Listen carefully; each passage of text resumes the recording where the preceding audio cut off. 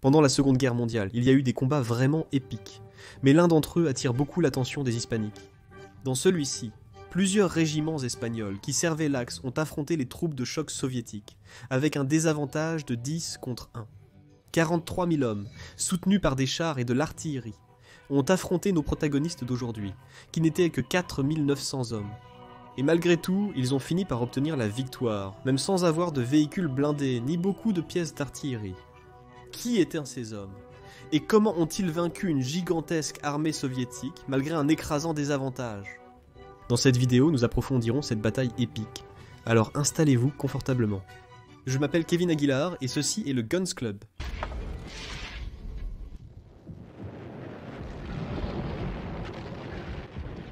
Pour parler de cette bataille, nous devons remonter assez loin dans le temps, plus précisément au 10 février 1943. Stalingrad venait de tomber aux mains des soviétiques, et encouragé par sa récente victoire, le général Georgi Soukhov voulait porter un autre coup dur aux Allemands, cette fois dans le nord. Avant le 10 février, les Allemands cherchaient à encercler Leningrad pour prendre la ville, et établir une communication terrestre avec les Finlandais. Ainsi, ils pourraient combattre conjointement sur un seul front. Les soviétiques, pour éviter la chute de Leningrad, lanceraient l'opération Étoile polaire, qui viserait directement à mettre fin à la résistance de l'Axe dans le sud de Leningrad, et les repousser le plus loin possible de la Finlande. Pour cela, une attaque conjointe serait menée depuis plusieurs flancs, encerclant tous ceux qui résisteraient à reculer. Pour la bataille, les soviétiques auraient à leur disposition 47 000 hommes, avec 100 chars, TI, 34 et KV-1, et soutenus depuis l'arrière par 1000 pièces d'artillerie. La victoire de l'Axe était impossible. Soukhov avait reçu des rapports indiquant que le siège au sud de Leningrad était protégé par la Division Bleue, un groupe de volontaires espagnols qui ne comptait que 4 900 hommes. Le haut commandement soviétique avait déjà écrasé à maintes reprises ses armées de soutien, alliées à l'Axe à Stalingrad, roumaines, bulgares et italiennes. Tous armés avec des armes obsolètes, qui dataient souvent de la Première Guerre mondiale. Et même, beaucoup de soldats ne savaient même pas ce qu'ils faisaient en Union soviétique. Ainsi, lorsqu'ils ont affronté les soviétiques, le peu d'esprit de combat qu'ils avaient, et leur faible morale, les a plongés dans le chaos. Soukhov pensait que la division bleue n'en était rien de plus qu'une autre de ses armées provisoires, équipées d'armements médiocres et amenées de force par l'Axe. C'était donc pour lui une occasion sans pareille pour porter un coup dur à l'Axe. Cependant, il ne pouvait pas se tromper davantage. La Division Bleue était un groupe de volontaires, dont ils se sont engagés volontairement pour combattre. Et une grande partie d'entre eux avaient combattu dans la guerre civile espagnole. Donc, non seulement ils avaient beaucoup d'expérience en combat, mais ils étaient aussi des anticommunistes fervents, et étaient ravis de lutter contre eux. Contrairement aux Roumains, Italiens et Bulgares, leur armement ne provenait pas de leur pays d'origine. Cette fois, l'Allemagne leur a fourni des armes modernes, de première qualité.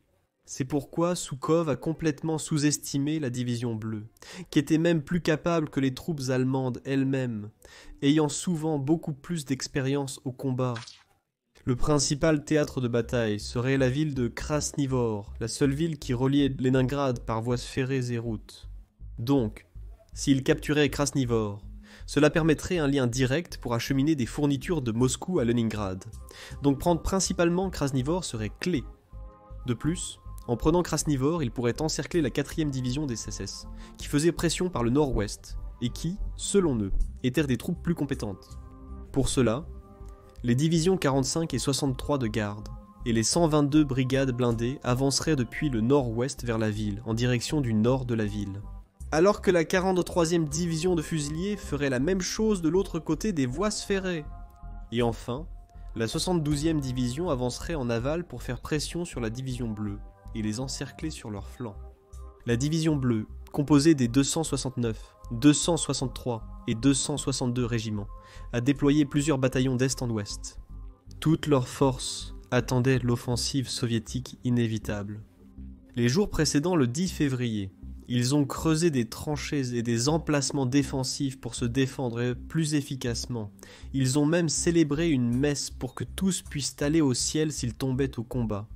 Au petit matin du 10 février, les Espagnols écoutaient au loin de la ville les moteurs de 100 chars qui devaient rester allumés, car autrement les moteurs de ces derniers gèleraient. On entendait aussi des excavatrices au loin pendant qu'elles réalisaient des emplacements d'artillerie. Le bruit des 40 000 hommes soviétiques était vraiment démoralisant. En quelques heures, à 6 heures du matin, commencerait la bataille de Krasnivor. Les quelques pièces d'artillerie espagnoles ouvriraient le feu préventivement contre les troupes soviétiques. Les soviétiques n'ont pas bougé. Pas un seul coup de feu n'a été entendu. Jusqu'à exactement 6h30, lorsque toute l'artillerie soviétique, et quand je dis toute, c'est toute, les 1000 obus, roquettes et mortiers lourds ont déclenché une pluie de 36 000 projectiles sur les défenses espagnoles. Tranchées, bunkers et autres défenses sont totalement en ruine. Après la pluie d'artillerie, 30 bombardiers, escortés par 20 chasseurs, déverseraient leurs bombes, semant la dévastation dans l'artillerie espagnole. Moins de la moitié des troupes espagnoles tomberaient victimes de la première attaque soviétique. La première ligne de défense avait complètement disparu. Alors, les défenses espagnoles se sont concentrées là où commençait le village. Après le méga barrage d'artillerie, le nord du village était devenu un énorme marais boueux. La neige fondue par les détonations a causé un remplissage d'eau et par conséquent de boue, ce qui a rendu difficile l'avancement des véhicules lourds. Malgré cela, les soviétiques sont décidés de poursuivre, étant à ce stade extrêmement confiants. On supposait qu'ils surpassaient les Espagnols 10 contre 1, et après un tel bombardement, il ne devait pas en rester beaucoup. Les soviétiques, en franchissant la première ligne de défense espagnole détruite, ont signalé des pertes initiales allant jusqu'à 80%. Des rapports qui étaient vraiment gonflés. À 9h du matin, les soviétiques arrivent au village et sont surpris par le feu de contention des Espagnols. Les soviétiques ont couru vers le village en tirant. Cependant, les mitrailleuses espagnoles MG-34 et 42 ont pu supprimer efficacement les soviétiques pendant des heures. Tout au long de la matinée, vague après vague de soviétiques arrivaient au village, faisant reculer les Espagnols seulement à certains endroits de la ville. De nombreux événements épiques se sont produits pendant la matinée de ce 10 février.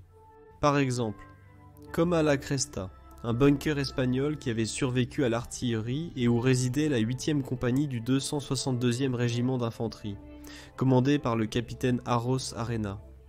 70 hommes ont réussi à défendre la zone, causant plusieurs centaines de victimes et détruisant 3 chars, n'obtenant que 18 pertes. Ou encore comme ce qu'a fait le volontaire Antonio Ponteanido, âgé de 20 ans, qui a réussi à détruire un char en courant vers lui avec une mine anti-char. Il a été décoré de la Croix de l'Or de Saint-Fernand. À midi, des milliers de soldats, plus soviétiques qu'espagnols, gisaient inertes dans la terre de personnes et dans les premières maisons du village. Les Espagnols contenaient très bien l'attaque. Cependant, à 1h de l'après-midi, l'écrasant avantage soviétique encerclait le village par les flancs, poussant les Espagnols à l'intérieur du village. Tout l'après-midi du 10 février, la gigantesque bataille à l'intérieur de la ville de Krasnivor a été vraiment dure. Les troupes soviétiques venaient de toutes directions, et les Espagnols se battaient rue par rue, tout comme les Allemands à Stalingrad. Cependant, dans les dernières heures de l'après-midi, on leur a ordonné de se retirer pour établir une ligne de défense fortifiée au sud de la ville et au nord-est de la rivière. Les batailles dans la ville et au nord-est du quartier général de Raikolov ont continué jusqu'à la nuit tombée, où la réserve allemande a remplacé la division bleue, petit à petit, pour leur donner un peu de repos.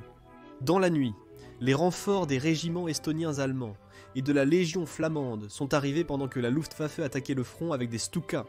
Finalement, les soviétiques ont réussi à vaincre les divisions espagnoles du nord-est de Krasnivor, de l'autre côté des voies, en utilisant les 50 blindés qui leur restaient pour l'offensive. Ils ne pouvaient pas prendre les Espagnols en écharpe parce qu'ils n'avaient pas assez de force. Et de plus, les Stuks les menaçaient de tous côtés. Ils ont donc continué vers le sud et ont fini par tomber sur le 500. 2 bataillons de panzers lourds qui, avec les 3 seuls Tigers du front nord, accompagnés de plusieurs dizaines de Panzer IV et Stuks, ont mis fin aux 50. Des blindés soviétiques avec une facilité remarquable.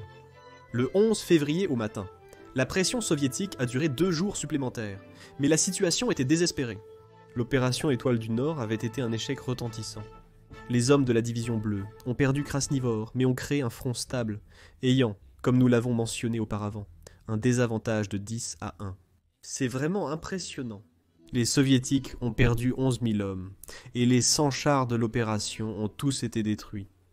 Les données de la division Azul étaient de plus précises, nous montrant qu'ils n'ont perdu que 1127 Espagnols et que 1037 autres ont été blessés, 300 de plus capturés et 91 ont disparu pendant l'action, laissant un total de seulement 2553 pertes. Ce fut une victoire totale de l'Axe et lui permit de continuer à assiéger Leningrad pendant une année de plus, jusqu'au retrait total au début de 1944.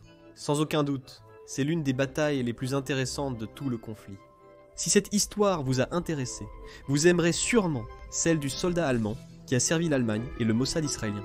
Cliquez sur la vidéo au centre de l'écran. Merci beaucoup d'avoir regardé cette vidéo et à la prochaine. Au revoir.